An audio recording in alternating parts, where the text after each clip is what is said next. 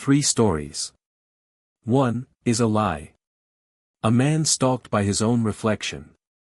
A chamber unearthed beneath the city. And voices that saw the future from inside a forgotten asylum. 2 of them are true. 1 is completely fake. Can you spot the imposter? This is the hidden third. In the small Bavarian town of Murnau am Staffelsee, nestled near the edge of the Alps, there once lived a watchmaker named Matthias Fortner. He was meticulous, solitary, and punctual to a fault. People said you could set your clocks by the sound of his shop door opening each morning, 8 a.m. sharp, every day for 41 years. Matthias didn't believe in superstition, even though the townsfolk often whispered of strange things in the nearby woods. He focused on gears, springs, balance wheels. Things he could measure. Things he could control. Until the day his double walked into the shop. It was winter, 1973. Snow was thick on the windowsills.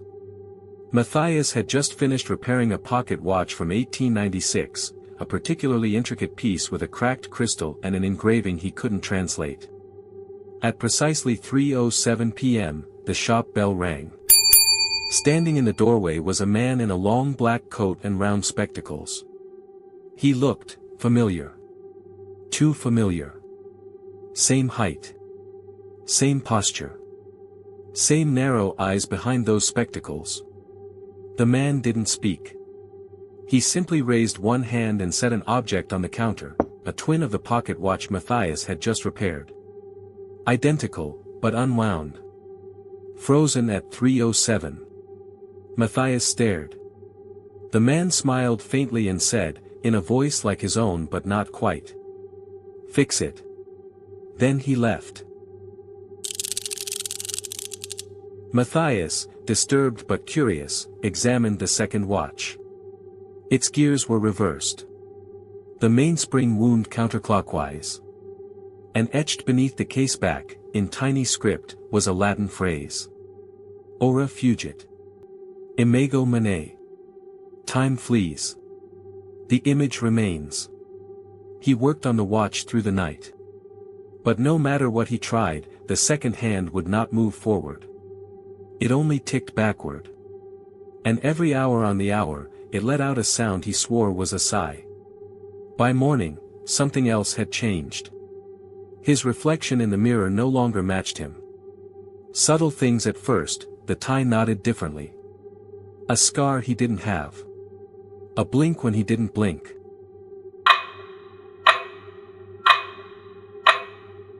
Over the next few days, customers noticed odd behavior. Matthias seemed delayed.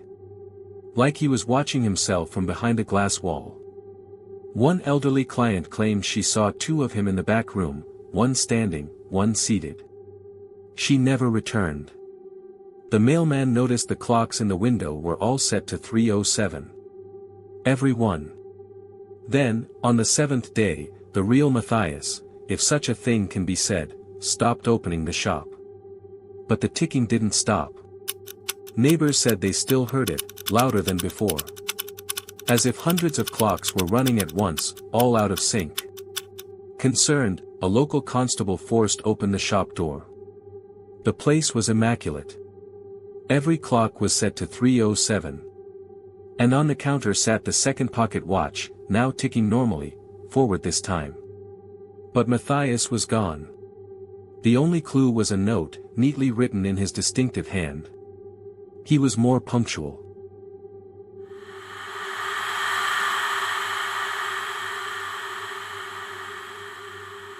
Over the years, people have claimed to see someone who looks like Matthias walking the streets just after 3:07, never before, never after.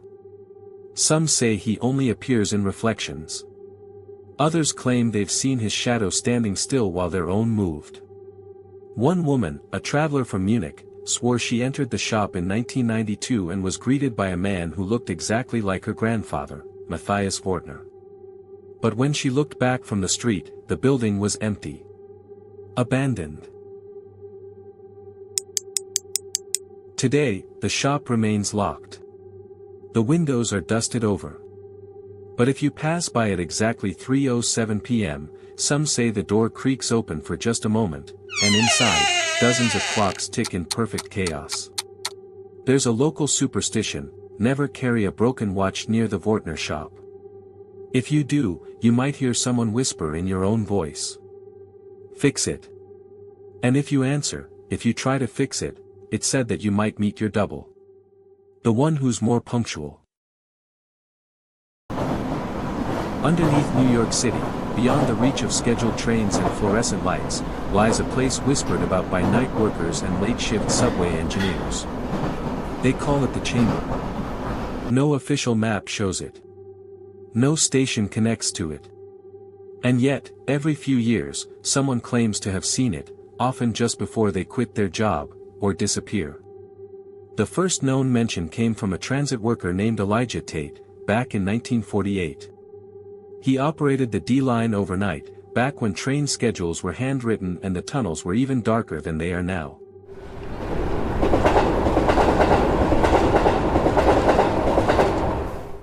Elijah was approaching West 4th Street when his train's emergency brake slammed on unexpectedly.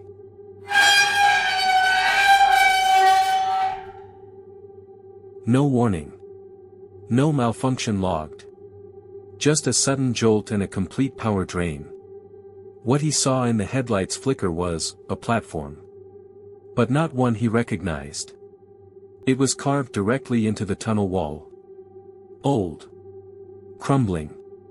Lined with cracked tiles and rusted benches. He said it looked abandoned, but freshly so. As if someone had just left. The word chamber was scrawled in what looked like soot above a sealed archway. There was no time to investigate.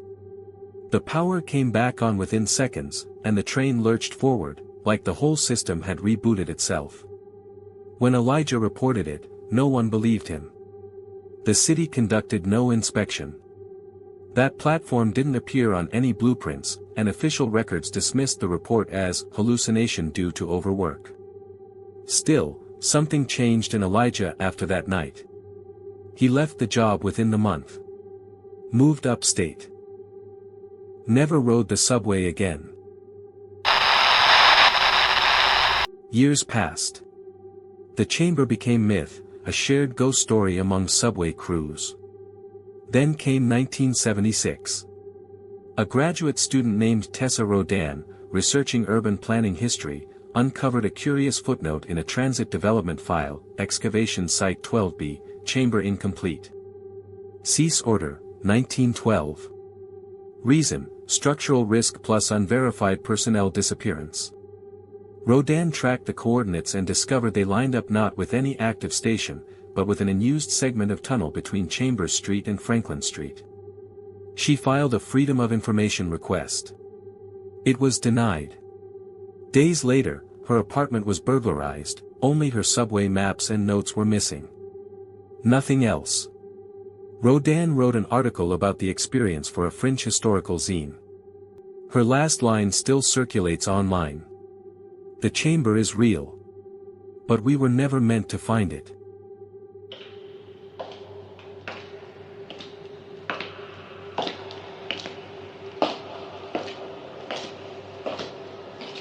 The legend might have faded if not for what happened in 2009. A retired MTA technician, Luis Alvarado, leaked grainy video footage to an online forum under a pseudonym. The clip showed a brief glimpse of an unfamiliar platform, filmed through a crack in the tunnel wall. In the video, there's no signage. Just silence. Empty benches. A single maintenance light flickering overhead. But the strange part, the part that still sparks debate, is the figure sitting at the far end. It doesn't move. It doesn't blink. But when the camera shifts slightly, the figure is suddenly standing. The footage cuts off. Alvarado died 2 weeks later. Heart failure, officially. But forum users pointed out that he had written one last post the night before. The chamber doesn't lead to another station. It leads, somewhere else. Somewhere beneath. To this day, the MTA denies any knowledge of the platform. But there are occasional signs. A janitor finds a Metro card stamped with a date that doesn't exist.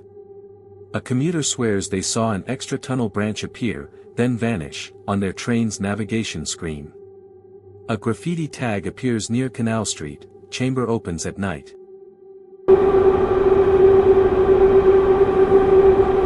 Some subway riders play a risky game. If you ride the train between 2:33 and 2:41 a.m., on a southbound line through Lower Manhattan, and you press your forehead against the glass, you might catch a glimpse. A platform. A word written in black. And a light, just one, flickering like a dying star. But be warned. If the train slows down, even for a second, do not get off. Because once you step into the chamber, no one knows where, or when, you'll come out. Some believe the chamber was never meant for people. That it's a holdover from something older, something buried beneath the city long before tracks were laid. A cavity in the bones of New York that was accidentally opened and quickly sealed. But not sealed well enough.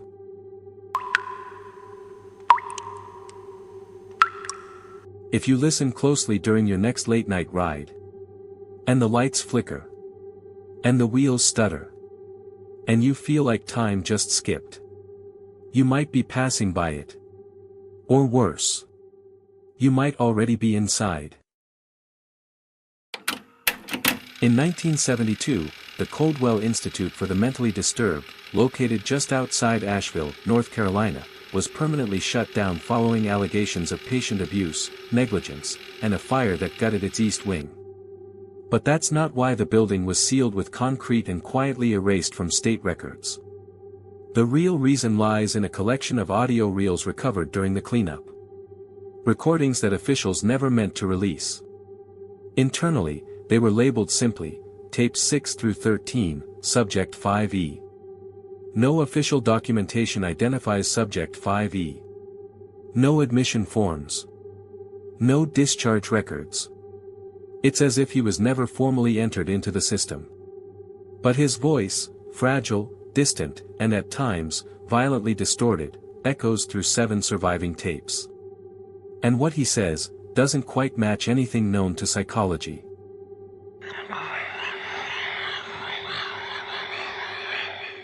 The first tape begins normally, an intake interview conducted by Dr. Harold Moresby. The patient describes vague hallucinations, recurring dreams, and an overwhelming fear of clocks. He says he doesn't sleep, not really. He says time isn't working right anymore. Moresby asks what that means. The patient whispers, it goes forward in here, but not out there. Or maybe the other way. He refuses to elaborate.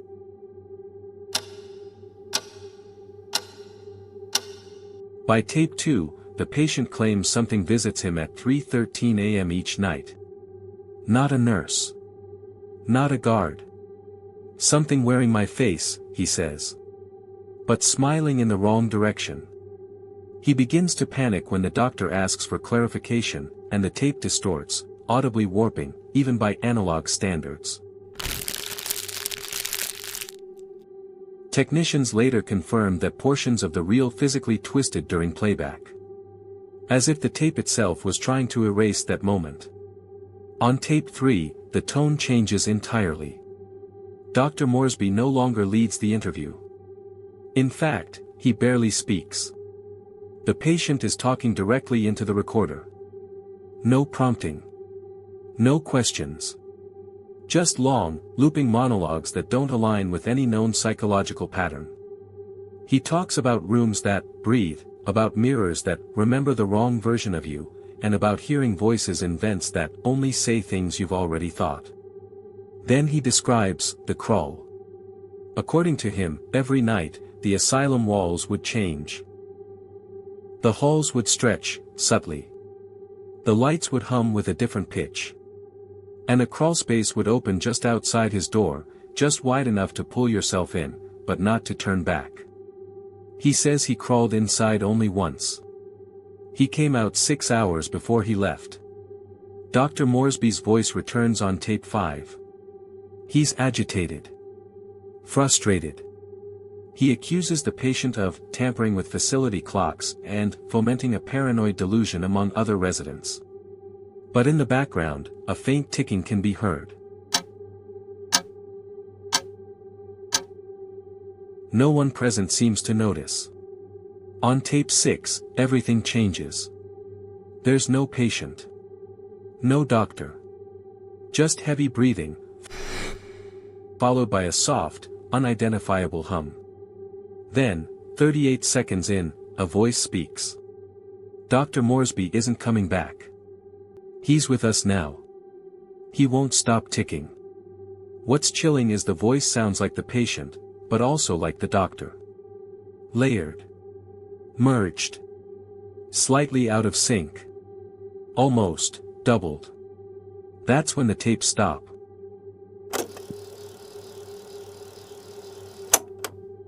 A fire broke out in the East Wing the very next night. It spread unnaturally fast. No one made it out from that section, including Dr. Moresby. His remains were never conclusively identified. The asylum was condemned within the week. The tapes were boxed up and sent to a state archive, where they sat unnoticed until 1993, when an intern tasked with digitizing old records flagged them for high anomalous content. The state quietly marked them for permanent storage. They were forgotten, until a copy was leaked. In 2018, a 2-minute clip from tape 4 appeared on a paranormal forum. The poster claimed it was audio from a government black site. Most dismissed it as a hoax, until someone ran a voice match on the distorted audio. The result?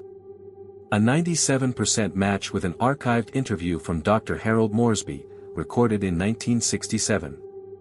Which would mean, at least part of the voice on the tape wasn't the patient. It was the doctor.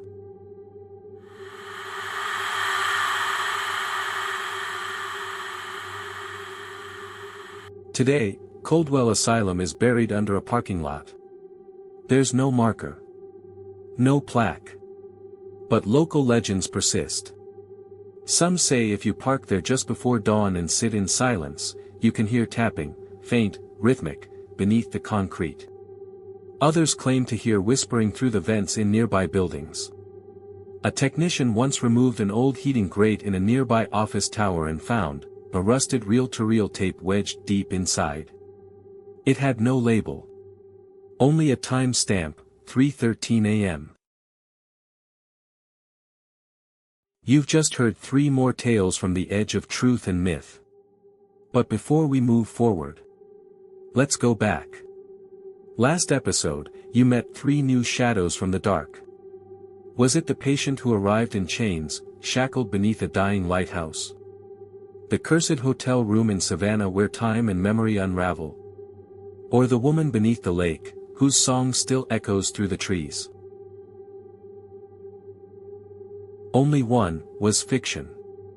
And it was Candle the Song Beneath the Lake. A beautiful lie, cloaked in melody and mist. But the others? They're anchored in record. Retold in official logs, lost journals, and whispered warnings. Truth still walks among the haunted. And it doesn't always knock. One of tonight's tales was a shadow play. A whispered distortion. A carefully buried lie. Was it the Watchmaker lost in time? The platform that flickers beneath the city? Or the voice that shouldn't exist, on tape 4? You've heard them all. Now it's your turn. Which story doesn't belong? Leave your guess in the comments. And next episode, the Chamber of Truth reopens. 3 stories. 1 lie. Trust your gut.